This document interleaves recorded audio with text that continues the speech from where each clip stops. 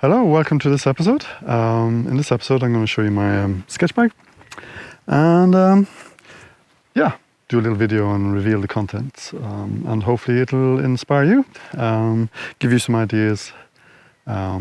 It's all subjective and individual, one's needs, etc.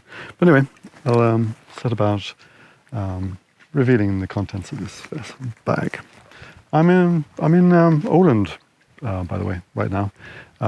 Sailing boat over there. And we've been sailing for 2 weeks. And we're in the northeast of Åland, which is an island group in between Finland and Sweden. We're quite close to Finland at this stage. And we're on the very northeast in Åland. Okay, enough of that. Let's talk about my sketch bag instead. Okay, we've got 2 cameras working, I hope. So, just going to finish my tea here.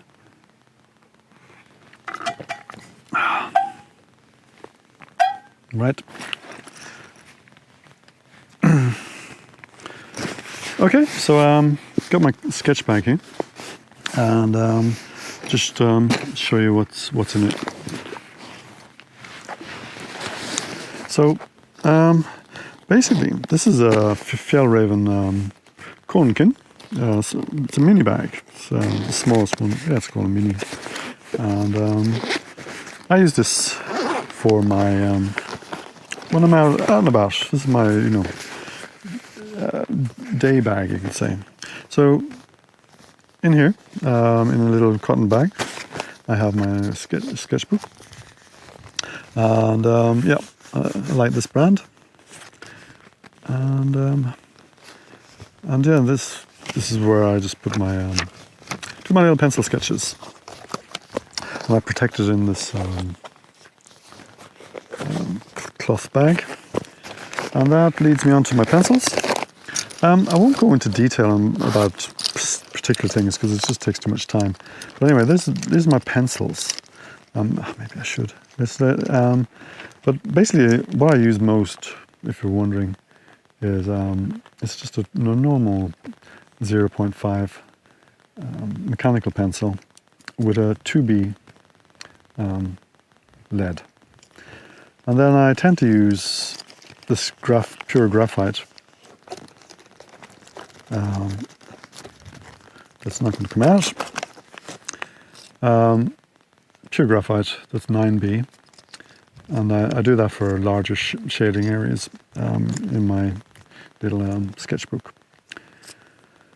And another one would be, so I have a 0.3, 0.5, 0.7. I think it's a 0. There isn't actually a 0.9. Oh, this is a 0.9. I don't have a and this is this could be 2mm, and this is 3mm. And the 3mm I use a lot for shading as well. It's got a nice big fat line, and that's 6B. And I like that a lot as well. Little rubber, try not to use it, and a little sharpener for the graphite lead. Okay, that's that. Okay, let's get on to the painting gear. So, wet wipes. I have these for wiping off excess paint on my paintbrush, but also just cleaning up messes and things like that, which happen in watercolor. Masking tape, very important. I'll get back to this one, but this is I'll get back to this one.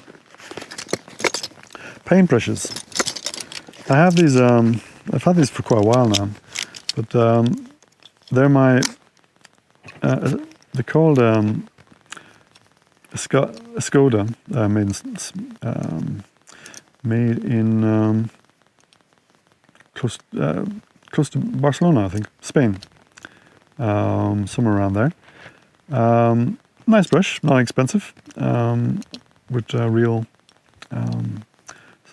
squirrel hair. And these were have the brand name Charles Reed on them, because when I was learning Charles Reed, I have to do this to close it again. But anyway, I've got a bunch of those, different sizes.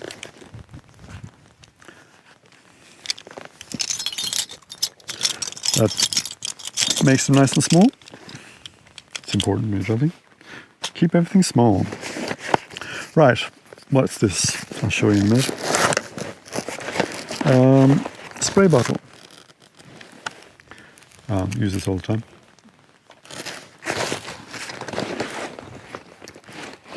My microphone wires getting caught up. Tray, show you in a minute. Hopefully I'll get back to you about it. Just this. This is my board, and basically I put paper. This is Perspex plastic, and so I like this. And then on this side I just have a painted wood, and this is the size of my paper. Well, I might as well show you right away. So yeah, I keep my paper in here. This is a waterproof bag, so it doesn't gets protected. Yeah, so there's a painting I did recently. See if I can find a blank piece.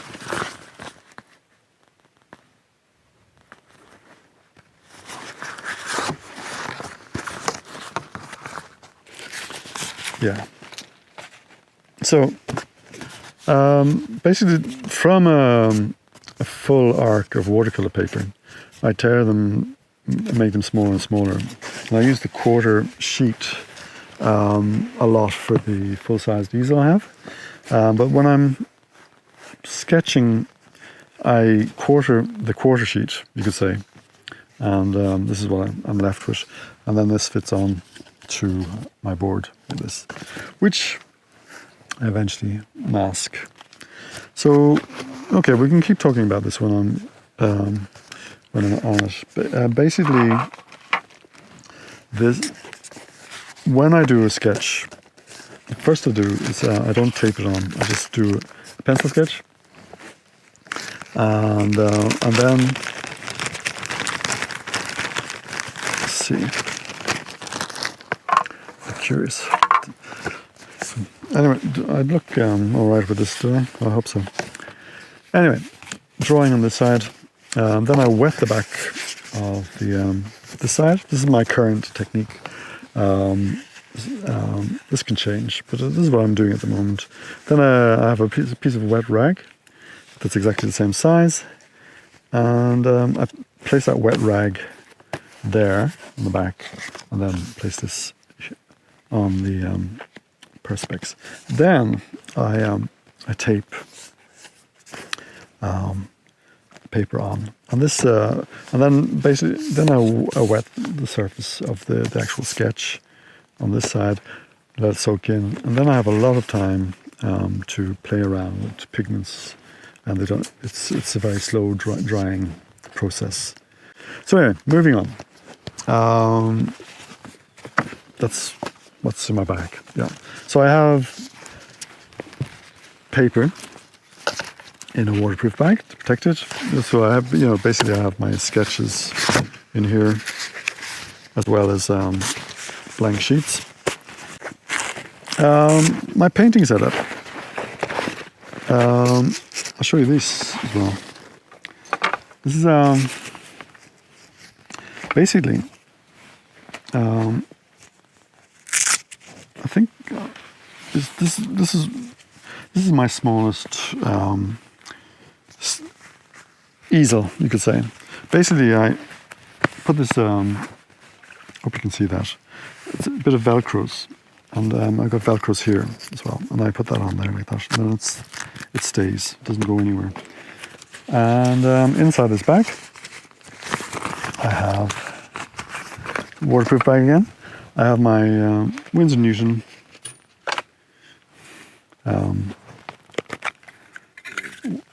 watercoloring set, and I pour in some tube colors there, if you're wondering. That goes there. And this one actually, this used to have another tray, but it broke off. And so I thought, anyway, I wanted a bigger tray, and this is a lot bigger. And so that goes there, and that gives me a lot of mixing area. And then basically, again, so I'm holding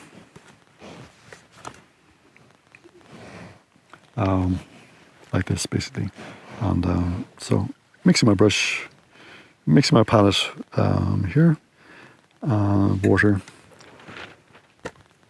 mix my colours, and then and paint. And this is the setup I use basically. Okay, so that's how my palette works. Got lots of stuff in this bag, so don't go away. There's more. I've been using these Winston Newton field easels for ages, and yeah, there's the Velcro on the back, and I'm really happy with that. But it's plastic, so it does break. But I guess I've had it for a long time. Just roll this up. Okay, so what else is in the magic bag? One needs water, and in the side pocket here, there's size for for a little there's space for a little whiskey bottle, but this has got water in it, I promise. And yeah, I get a good. Actually, I don't know how much it takes this.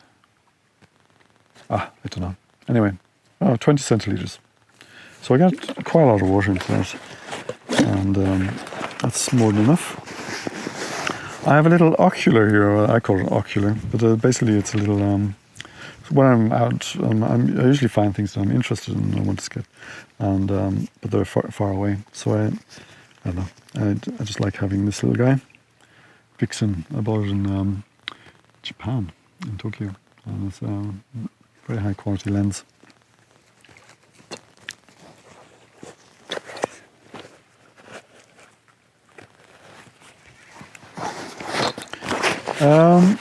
Very important. This is recycled wool to keep me warm. I'm talking about keeping warm. I always have mittens. Maybe not the best right now, as it's peak summer. But in Scandinavia, hands get cold. I could actually do a video about my clothes bag. I have when I'm out sketching. Maybe I'll do that actually. Anyway, I have a little compass attached here. That is to tell me which direction the sun is. So it's north that way today, and so yeah, sun is going to sit down there. Oops, yeah. So now I can see that the sun. No, north's actually that way. All right, okay. And the sun's going to sit down in the west there. So okay, so that's that. This might be a little bit overkill, but I have a little hydrometer, I think it's called, where I can see how much humidity is in the air and the temperature. The humidity is good, just to know how much drying time I have. I've got a few clamps. This is I actually don't know what's in here myself. I've got a few clamps. Very useful. I've got some white gouache, which I never use, but it's there if I need to do some, put in some highlights. But I actually don't, very rarely use that. Some Velcro tape thingies, always useful. A bit of sponge, Wet-X, yep. Another clamp. This I can do a video about, but basically sometimes I like to study, you see that? Basically that I look through this and So when I want to study my tonal values, this is great for just a red filter. And you look through that, and it knocks out all the color, and then you can just focus on your tonal values. Well, knocks out all the colors except red, of course. This little guy, View Catcher. I bought this on the internet once, but it's a great composition tool, and even you can pick out your colors there. If you never use that, never have. Sometimes use it for composition when I'm a bit stuck. But yeah, I keep it in my bag just in case. Things I rarely use, but anyway, I have them there. So yeah, and these guys, this is actually when I'm carrying a rucksack when I'm out camping. I clamp this onto the front of my onto the straps of my rucksack, so that I have this on the front, and my rucksack on the back. Okay, so I think that's all I can say about my bag. Okay, hope you enjoyed that. Okay, the camera's gone. I hope you enjoyed the video. If you did, give it a like. Subscribe if you haven't already. And if you like these videos and you want to help in the making of these videos, you can by becoming a patron, a supporter. Click the link that's below this video, going to patreon.com, and you can support me as an artist, which is much appreciated. Okay, I hope this video gave you some inspiration, give you some ideas. This is my kit. Everybody has different solutions. But this is my solution, and so I hope you enjoyed it. And see you in the next episode, where I'll probably talk about something like my field easel or something like that. Anyway, take care. See you in the next episode. Okay, bye.